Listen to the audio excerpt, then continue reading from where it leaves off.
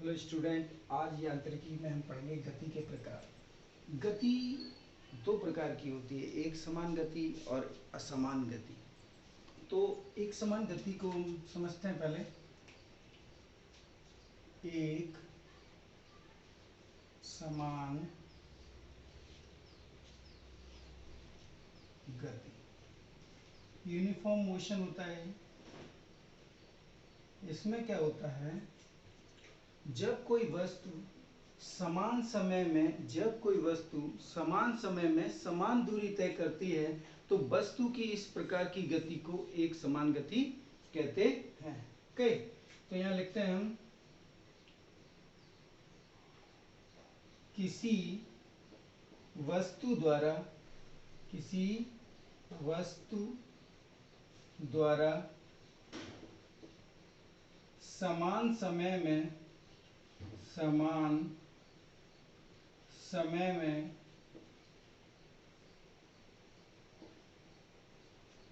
यदि समान दूरी तय की जाती हो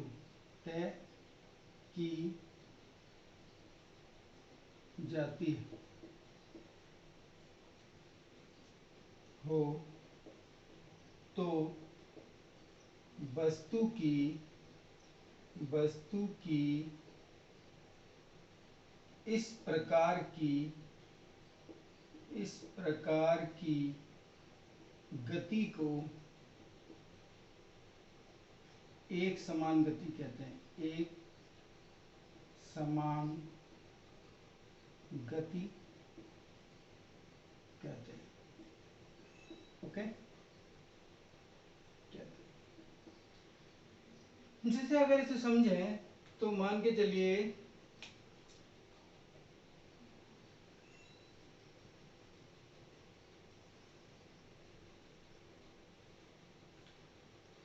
कोई पिंड ए पर है, पहले वो बी तक जाता है और फिर वो है सी तक जाता है। ए से बी तक का जो डिस्टेंस है, मान के चलिए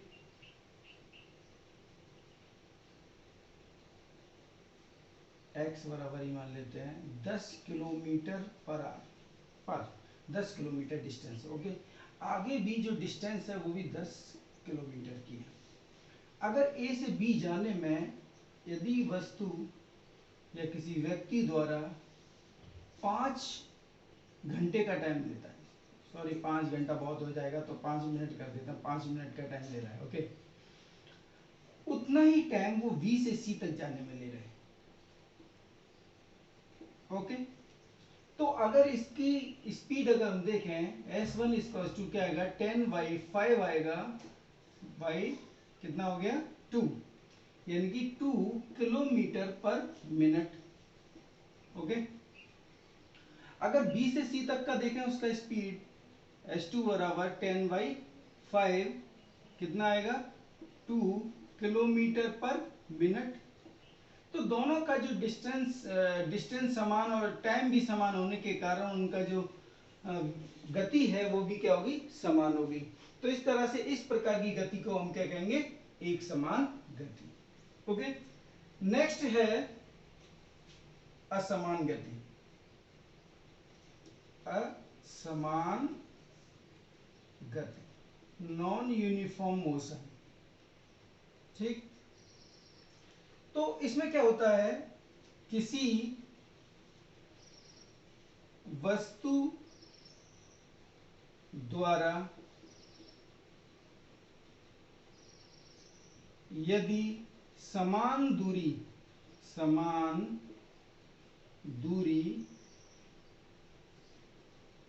असमान समय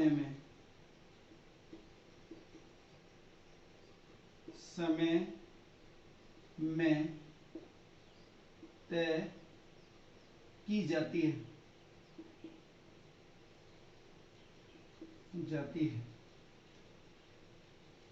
तो इस प्रकार की गति को असमान गति कहते हैं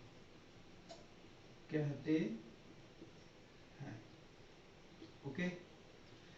अगर इसको समझें, मान के चलिए कोई पिंड जो है ए पर है और बी के द्वारा वो सी तक जाता है,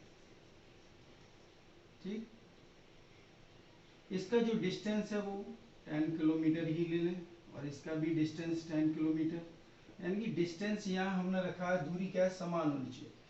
अगर ए से बी तक जाने में वो 5 मिनट का टाइम ले और बी से सी तक जाने में यदि वह 2 मिनट का टाइम ले, तो यहाँ टाइम क्या हो गया, असमान हो गया। तो इसका जो गति होगी वो होगी, कितना आएगा, 2 किलोमीटर पर मिनट आएगा। जबकि बी से सी तक के लिए जो गति आएगी h2 बराबर 10/2, यहाँ हो गया 5 किलोमीटर पर मिनट हो गया। तो कह सकते हैं इनकी जो गति है वो डिफरेंट हो गई। तो s1 is not equal to h2। तो इस प्रकार की गति को हम क्या कहेंगे, असमान गति कहेंगे। अब गति को समझने के लिए हमारे पास कुछ ऑब्जेक्टों की जरूरत होती है। लाइक वन मान के चलिए, दूरी, विस्थापन, चाल, वेग, त्वरण। तो हम बारी बारी से इनकी स्टडी करते हैं। तो सबसे पहले हम दूरी और विस्थापन को समझते हैं, क्योंकि 9th में आपने अच्छी तरह से इनको पढ़ा होगा कि दूरी किसे कहते हैं, विस्थापन किसे कहते हैं। तो इन्हीं को आगे बढ़ाते हुए हम थोड़ा सा डिटेल में पढ़ लिया जाए, जिससे कि आगे जाके जो न्यूमेरिकल करने में प्रॉब्लम होती है वो ना हो, ठीक है। तो सबसे पहले है दूरी, ओके, दूरी, और दूसरा पॉइंट है विस्थापन का, विस्थापन, ठीक। दूरी मतलब डिस्टेंस, ओके, और विस्थापन मतलब डिस्प्लेसमेंट, ओके। तो अगर हम इसकी डेफिनेशन पर बात करें तो डेफिनेशन क्या होती है, किसी वस्तु द्वारा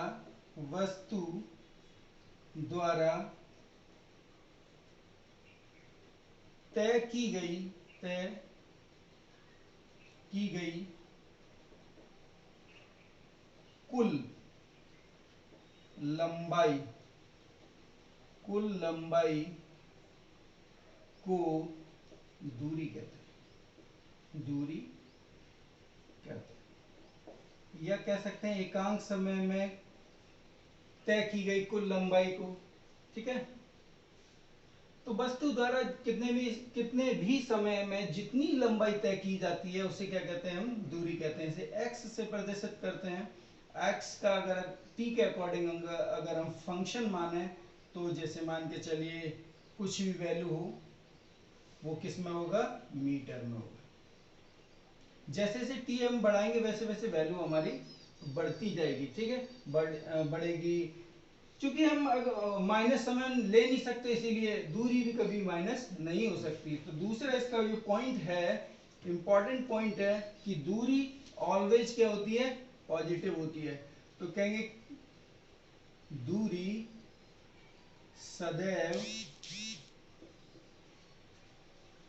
धनात्मक होती है,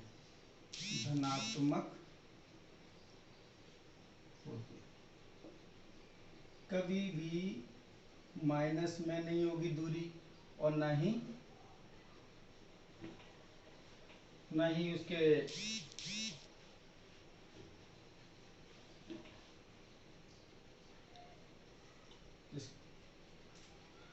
नहीं माइनस में होने वाली है और ना ही जीरो होगी, ओके। तो दूरी जो है, दूरी एक क्या है, अदिश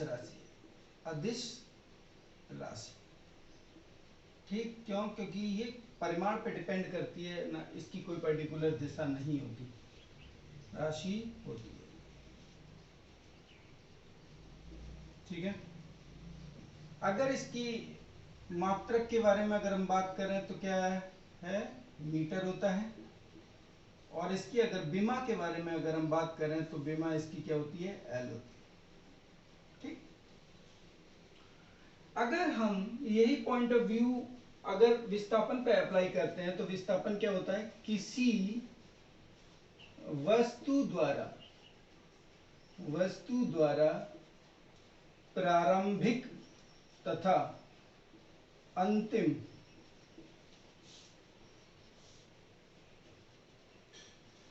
स्थितियों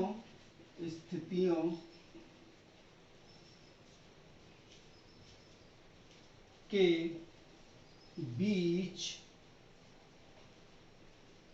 की न्यूनतम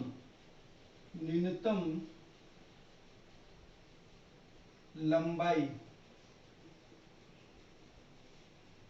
को विस्थापन कहते हैं।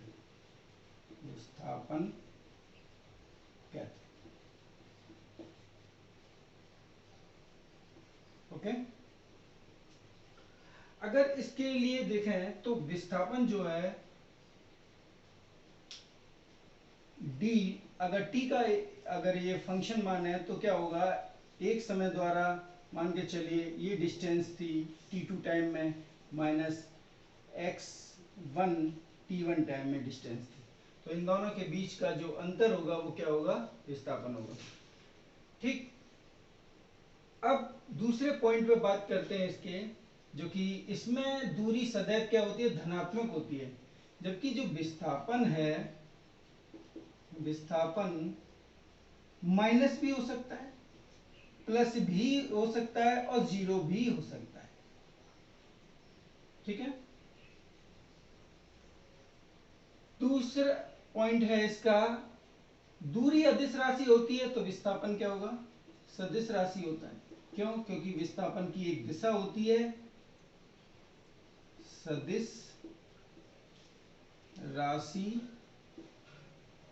होती है। क्यों होती है, क्योंकि हम जानते हैं इसकी डेफिनेशन क्या है, अंतिम से प्रारंभिक तक की, यानी इन दोनों के बीच का होता है, तो अंतिम पॉइंट से प्रारंभिक तक का इसका डायरेक्शन होता है, तो डायरेक्शन उसका पर्टिकुलर फिक्स है, तो इसीलिए हम कह सकते हैं इसको कि ये जो है एक सदिश राशि होती है।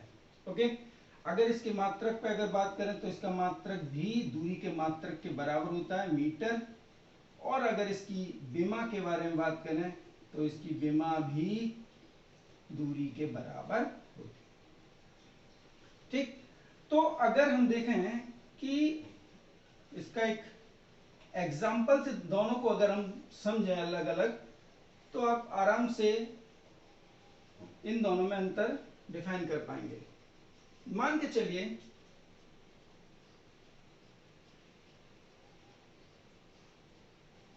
ये एक सर्किल है जिसकी रेडियस r है, ठीक, और ये पॉइंट है A। अगर कोई पिंड A से चलकर एक पूरा राउंड अगर लगाकर A पर ही आता है तो इसकी दूरी कितनी होगी, तो सबसे पहले इसकी दूरी निकालें, इस साइड दूरी निकाल लेते हैं, इस साइड इसका विस्थापन अगर देखें, ठीक है, विस्थापन। ठीक, तो सबसे पहले दूरी निकालेंगे तो दूरी किसके बराबर होगी, परिधि के बराबर होगी। क्यों, क्योंकि एक राउंड वृत्त पर लगाना है तो पूरा परिधि होता है, वो कितना होगा, 2πr। और अगर इसका देखें कि हमारी इसकी डेफिनेशन क्या है, प्रारंभिक और अंतिम बिंदु, तो प्रारंभिक बिंदु तो यही है और लौट कर भी यही आ रहा है, तो अंतिम बिंदु भी यही है, इन दोनों के बीच की न्यूनतम लंबाई है ही नहीं, तो क्या आएगा, जीरो आएगा, s2 माइनस s1 बराबर क्या आएगा, जीरो। ठीक, अगर हम इसको इस तरह से कर लें, एक हाफ सर्किल बना लें, ओके, अगर हाफ सर्किल बना लें और पॉइंट ए ये है और बी आपको ये मिल जाए, तो एक तो इस तरह से जा सकते हैं और एक ये। तो अगर हम दूरी के बारे में बात करते हैं तो इस कंडीशन में ए टू बी के बीच जो दूरी होगी क्या होगा, परिधि का आधा होगा, पूरा सर्किल परिधि हो गया, इसका आधा होगा तो कितना होगा 2 पाई आर बाई 2, कितना हो जाएगा पाई आर। ओके, तो पाई आर हो गया। अगर इसके विस्थापन के अगर बारे में बात करते हैं, विस्थापन जो है बराबर होगा इस इन दोनों बिंदुओं के बीच का शॉर्टकट क्या है, ये लेंथ है, तो ये क्या होगा, ये आर है तो ये आर है, तो कितना हो जाएगा व्यास के बराबर, व्यास कितना होगा इसका 2r। ओके, अगर और कंडीशन अगर इसकी देखें, ठीक, ये पॉइंट हो गया ए और ये पॉइंट हो गया क्या बी। तो अगर इसकी दूरी के बारे में अगर हम बात करें तो दूरी बराबर क्या होगा पाई 2 पाई आर बाई 4, फोर्थ वाला पार्ट है इसका, तो कितना हो जाएगा पाई आर बाई 2। जबकि इसके विस्थापन के बारे में बात करें तो विस्थापन ये हो सकता है शॉर्टकट, तो विस्थापन इसका जो होगा, विस्थापन वो होगा आपका वेक्टर कंडीशन से लगा सकते हैं, आपने वेक्टर अभी पढ़े नहीं है तो पाइथागोरस प्रमेय लगा दीजिए। तो पाइथागोरस प्रमेय क्या होगी, ए बी का स्क्वायर बराबर, इसको ओ मान लें, ओ ए का स्क्वायर प्लस ओ बी का स्क्वायर, दोनों की वैल्यू लगाएंगे तो R square plus R square. Okay, तो ये हो जाएगा 2r square A B square बराबर, या कह सकते हैं ये आ जाएगा ए बी बराबर आर रूट 2, आर रूट 2 हो गया। तो विस्थापन इस कंडीशन में क्या होगा आर रूट 2।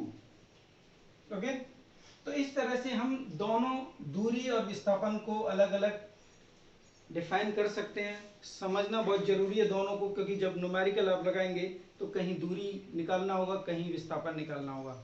ठीक है, थैंक यू, मिलते हैं अगले वीडियो में।